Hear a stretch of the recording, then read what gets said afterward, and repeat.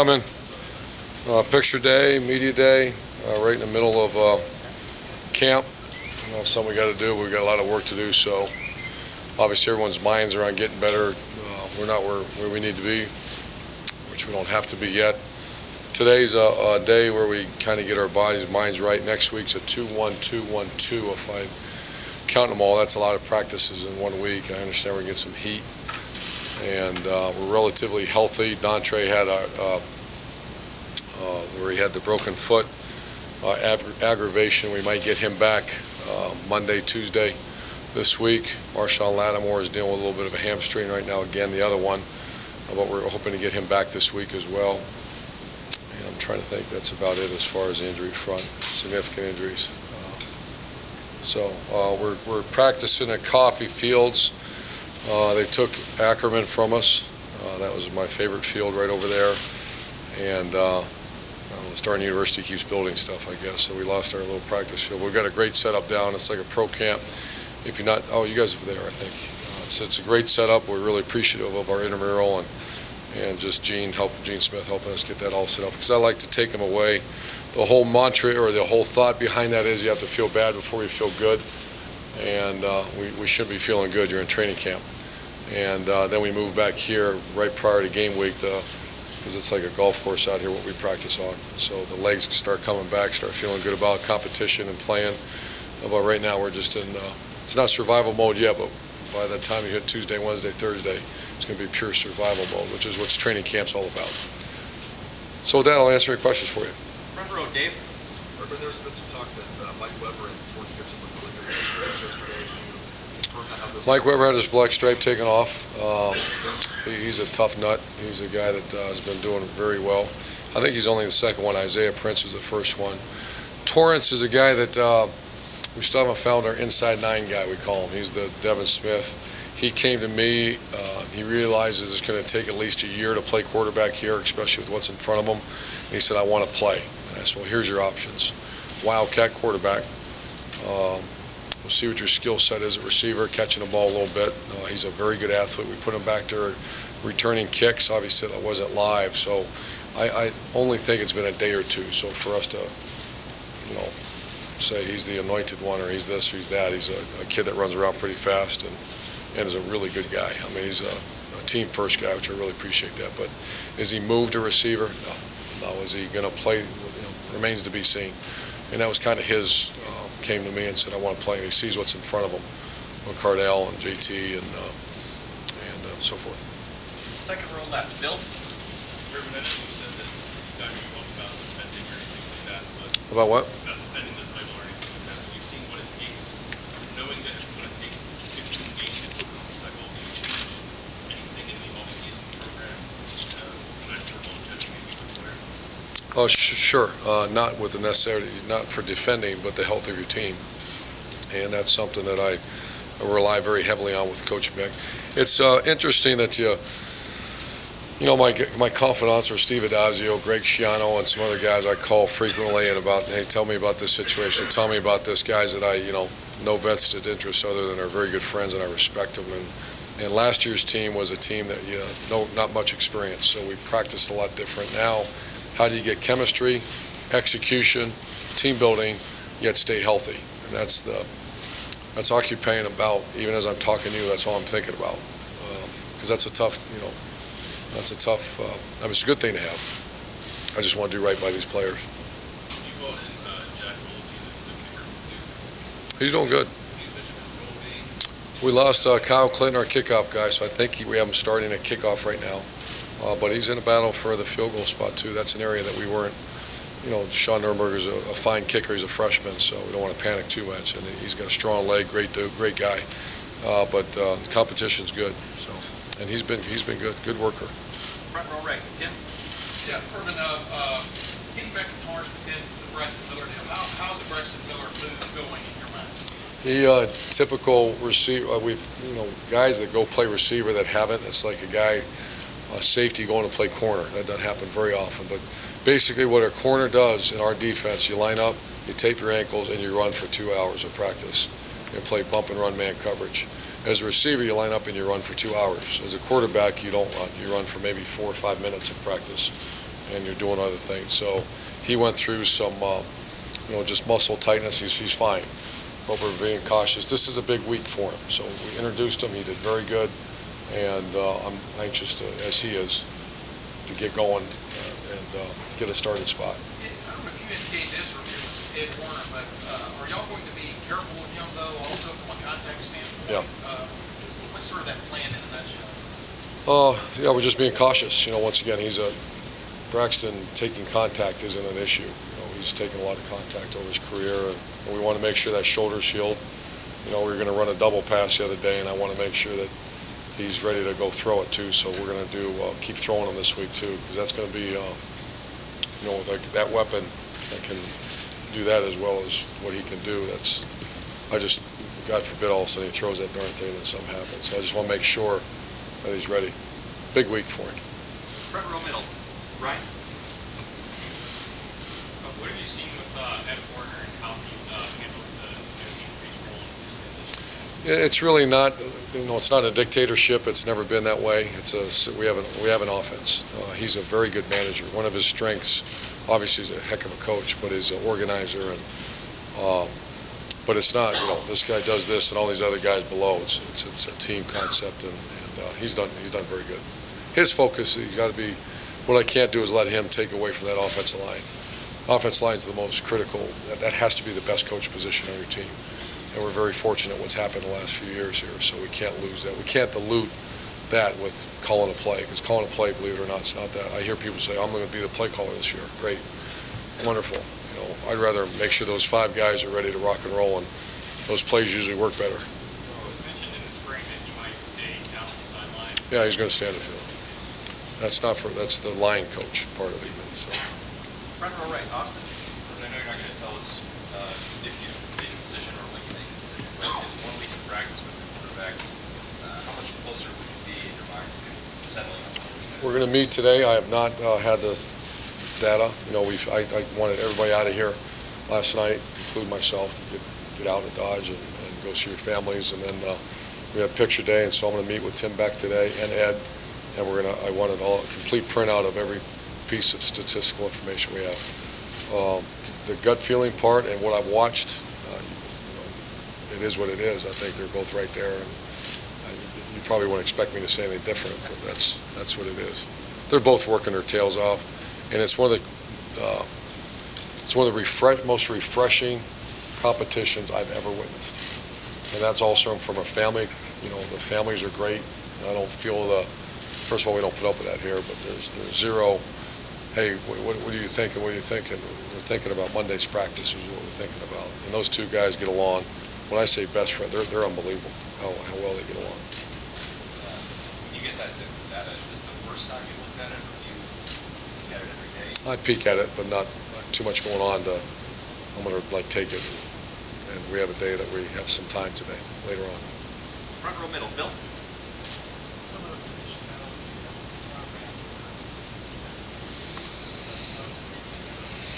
Corner, it's Garyon and Eli are the starting corners. Damon Webb's doing very good. Marshawn, we wanted him to battle. He's missed the last 2 days. We're hoping to get him back in that mix.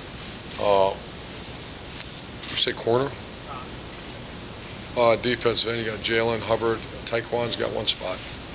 And for the Virginia Tech game, it's going to be Jalen or Sam Hubbard at this point.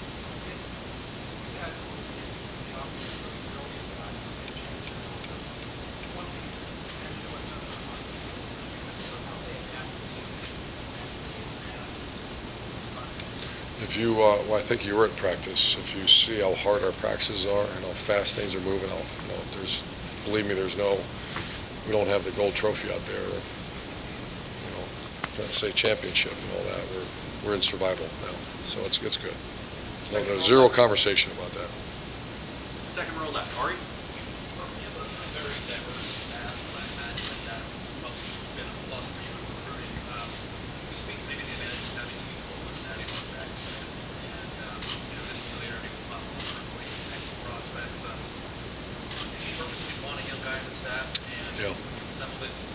Great question. Yeah, and that's something that when friends who get head coaching positions, and we'll have conversations about putting together a staff, you got to be very diverse. You have to be recognize your areas of recruiting, and then you got to have some youth in there, and that's Zach. I've known Zach since he plays for me at Bowling Green, and he's taken over the recruiting coordinator spot for us because of his social networking stuff that goes on, and I'd love it. I'm an old guy that don't quite understand it, but I kind of do now. I'm watching it and go, wow, this stuff's really good. And our recruits are telling us it's the best out there. Our video guy, our video staff is some kind of Sammy Silverman, who is critical in our recruiting process just because of all the graphics, and then Dave Trishell, our video guy, and then Zach. It's amazing how it's changed just in the last 3 years. Remember an instance, Zach, did something you were unaware of yourself in terms of like maybe something you knew or said about? Oh, 100 times. Anything that like made it taken you by surprise when you take the clothes on somebody or a funny story? Yeah, one day I was with Jalen Holmes, and he's recruiting Jalen Holmes, and I'm in the house with him, and all of a sudden I see Jalen Holmes walking around with the iPad in front of him, and he's FaceTiming Zach's kids. So what the hell are you doing? And I look over and I see these kids in this video, or on whatever that iPad is. So that's a first. So you don't FaceTime with that? No. Way to the back left, Matt behind the photographer. You touched on what you want through this week. What do you hope a week from now? What do you get out of this grind of a week that you have? Hope number one in our prayer every morning is safety of our players, health of our players, because you see it across the country right now. And man, when I hit ESPN.com and Fox Sports and CBI, I pull down these internet sites and I hit them real fast to see what's going on across the world. And you see that a young guy get hurt, and I don't think the world realizes how much time goes into that. And that's the number one thing, is healthier players. Number two is you want to make it real hard, and all the walls are broken down so they bleed on. We call bleed on each other, and that means just it's that whole Chesterton quote we live by. The soldier doesn't fight because of the hatred of those in front of him, and fights because he or she fights because of the love of those behind them, and that's what we're trying to create right now. It's a survival mentality. This week is a tough one, real tough. Yep.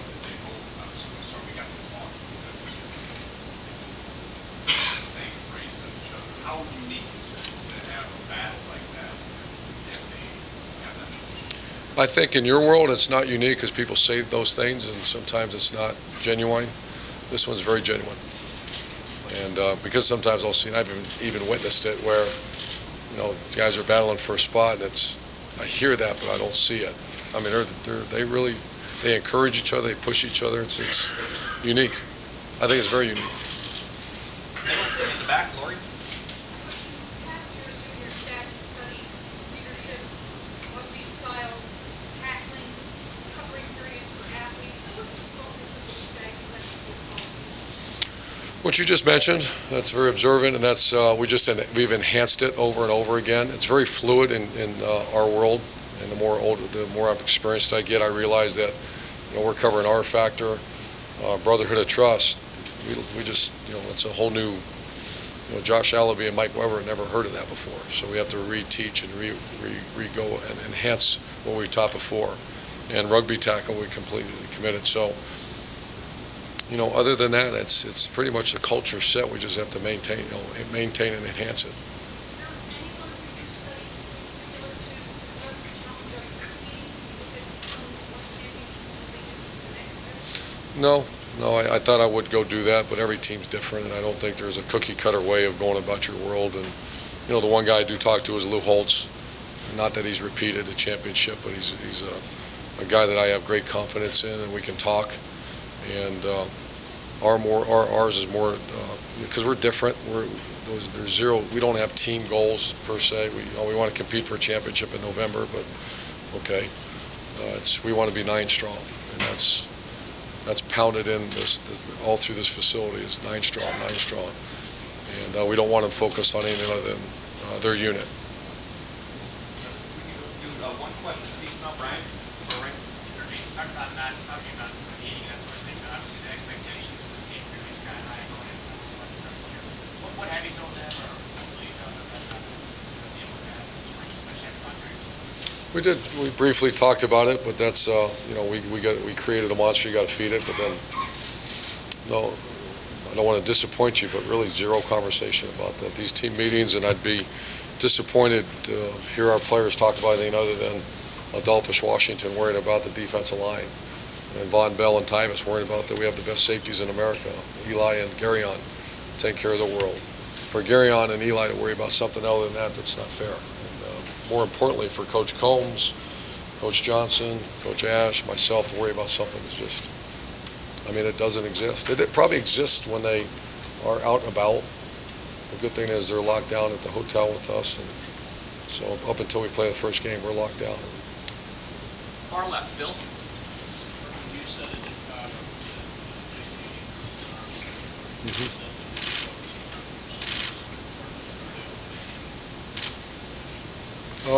I imagine it was probably an advantage at the time. Right now, I don't. I was worried about JT when we first got him. He had a hard time getting it 50, 60 yards. On a rope. Now he's fine. He's got great arm strength. His efficiency at the behind center is outstanding. And that means there's not a lot of wasted motion, wasted movement. So he's worked very hard. He actually went to an arm strengthening specialist at one point. I think it was 2 years ago. Him and Tom Herman had something hooked up. But his arm strength is no issue. Far right, Blake. What have you seen, Coach, from those suspended players? Do you think this will be just a blip on the radar of one game? Yeah, I do. I do. Yeah, I don't want to go individually, but everyone handles it differently. And the guys that have taken care of their business in the classroom, off the field, and on the football field, and they have a blip, that's called a blip. The guys that have struggled in the classroom, and then this is just another one, well, it's the ones you worry about. So, and I'm not going to give names, but every case is different. Far left, David.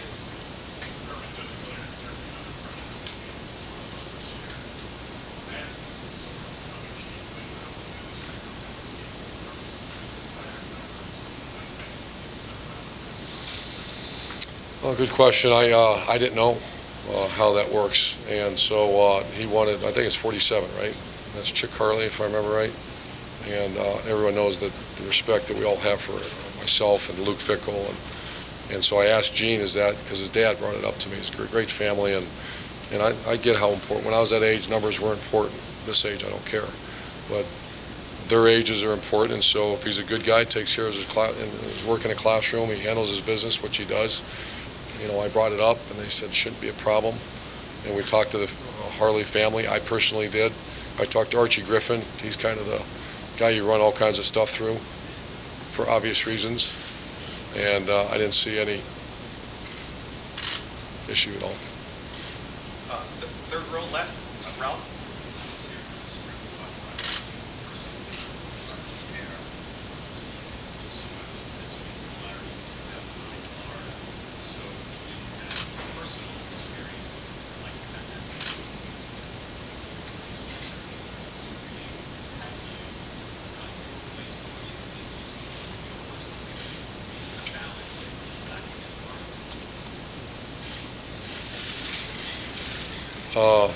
It's tough. It's a freaking grind right now, man. And whether it's repeating or not, this is the same as our first year here. So at this point in time, there's not much balance, no. But I was going through some health, with chest pains and all that, so I'm fine health-wise and take care of myself. But it is what it is. These next few weeks, man, there's not a whole lot of. I'm not playing Muirfield right now. I can probably see that. Coach, thank you very much. Thanks, guys. Folks, let's head out onto the indoor. We have players and assistants coming in.